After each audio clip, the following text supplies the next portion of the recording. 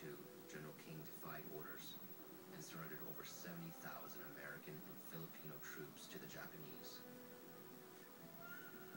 But the POWs would soon discover they had just entered a new and unimaginable kind of war.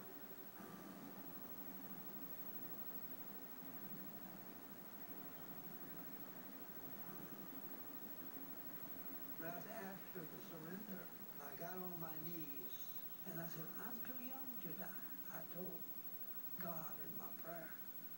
I was only 22 years old. And then I cried. And then I got up from my knees and I was ready to face whatever was coming. People are beings of passion, and depending on the circumstance, react differently. Sometimes rules are followed, and other times they are not.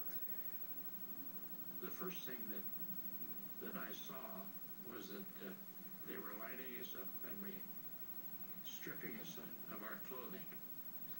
And the next thing that happened, they lined an American up over about 100 yards from me to my right. Had him kneel down, and some Jap took one of those big samurai swords and chopped his head off. That's when I knew that we were in trouble. Pretty soon a truckload of Japs come along and get out and start searching you. And they search for guys put a ring in his mouth. And his Jap wanted to open his mouth, and he put his tongue in a way the guy reached in and cut his tongue off. And took the ring. Here this American soldier had to defecate, so he goes to the side of this latrine pit. The Japanese guard came at him with a bayonet, ran him right through the chest.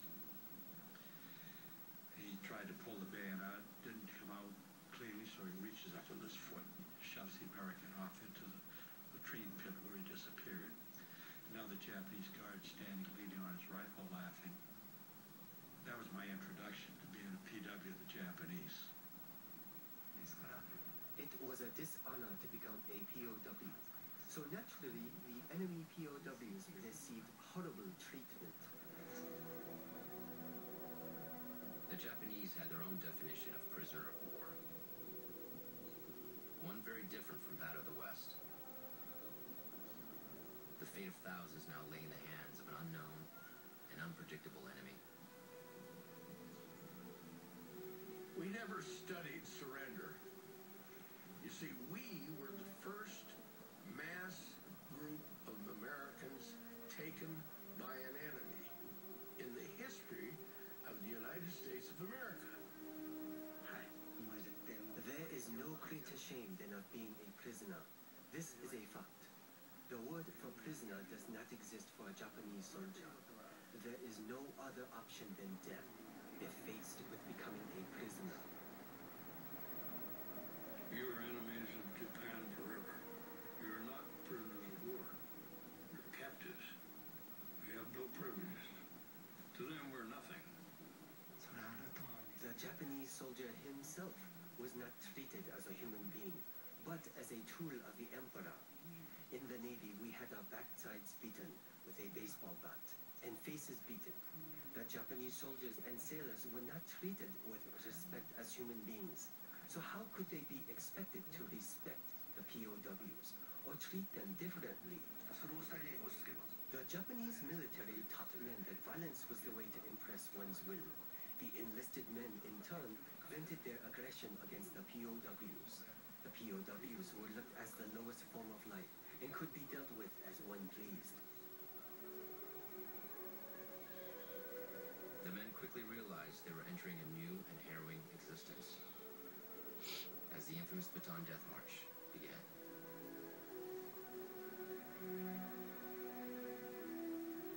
Had us start walking north, and it was up what they call a zigzag trail. Try to visualize that with a dirt road, with tanks coming down one way and troops trying to climb up that hill as prisoners the other way. That was the most infamous part of the march, because it was all uphill. And it lasted about 6 kilometers. The Bataan Death March wasn't exactly a premeditated atrocity, but rather a situation that became progressively more chaotic as time went on. They had grossly underestimated the number of men who would be surrendering, and they had also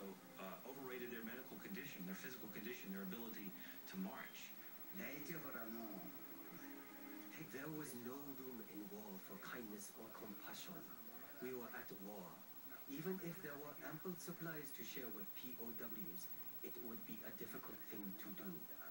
The Japanese trucks, tanks, soldiers were moving into South Bataan, ready to capture Corregidor.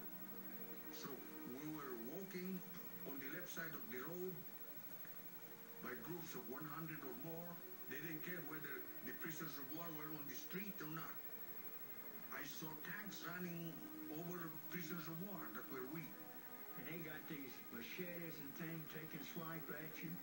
I ducked a couple of times. At one time, a Filipino next to me, they completely decapitated.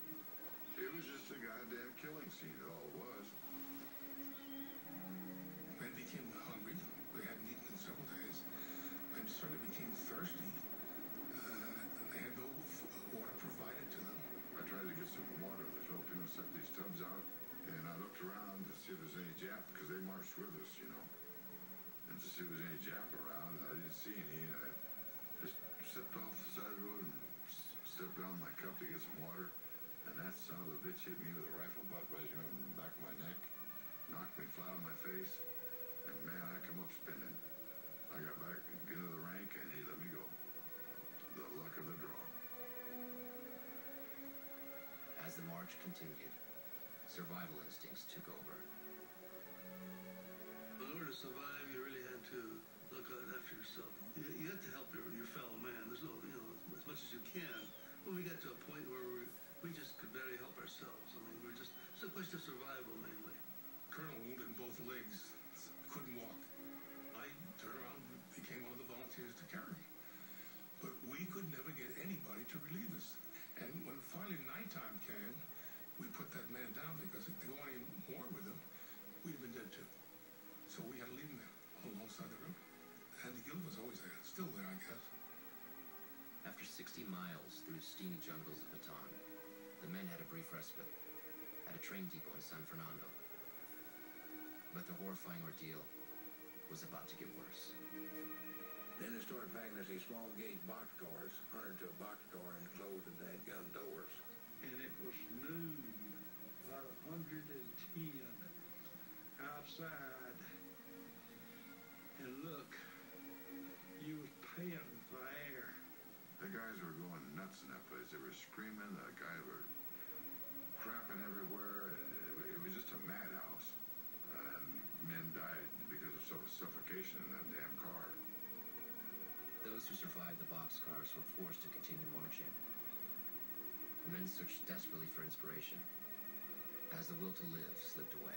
And I kept telling myself, Fleury, you gotta keep moving, keep going, because if you lie down or sit down or do anything like that, you're gonna get shot and killed. I think it is the will to live that bolstered up our determination that there is just a little time and we will be back home again with our families. That was one of the strong reason I had to survive that cruelty that I went through. Coming up, after the grueling 10-day, 60-mile march, the soldiers neared their destination, Camp O'Donnell. But there was no end in sight to the horrors around them.